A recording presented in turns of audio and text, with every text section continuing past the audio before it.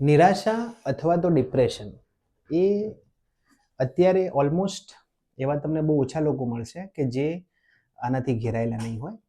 જ્યારે આપણે ખૂબ જ વધારે નિરાશ હોઈએ અથવા તો વધારે ડિપ્રેસ હોઈએ ત્યારે આપણે ઇન્સ્પિરેશન મેળવવા માગતા હોઈએ છીએ ગમે ત્યાંથી.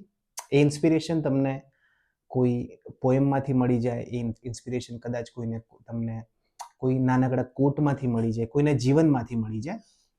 એ જ ટાઈપની એક પોએમ મારા વાંચવામાં આવી છે કે જે ખૂબ જ ઇન્સ્પાયરિંગ છે.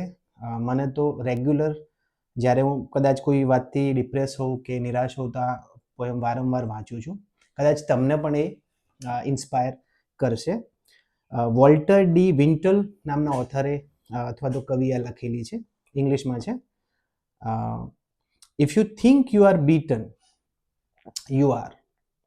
If you think you are beaten, you are. If you think you dare not, you don't. If you like to win but think you can't, it's almost certain you won't. If you think you will lose, you are lost.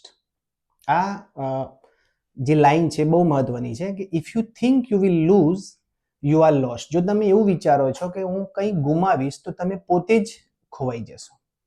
For out of the world we found that success begins with the fellow's will. It's all in a state of mind. જે success છે એ તમારી પોતાની will પર depend કરે છે. It's all in a state of mind. બધી જ વસ્તુઓ એ આપણા મગજમાં છે. Life's battles do not always go to the stronger woman or man. જીવનના જે બેટલ છે, જીવનના જે યુદ્ધ છે એ દરેકે દરેક વખતે એવા વ્યક્તિઓ જોડે નથી જતા કે જે સ્ટ્રોંગ છે. But sooner or later those who win are those who think they can. અત્યારે કે પછી એ જ લોકો જીતે છે કે જે લોકો વિચારે છે કે એ જીતી શકશે.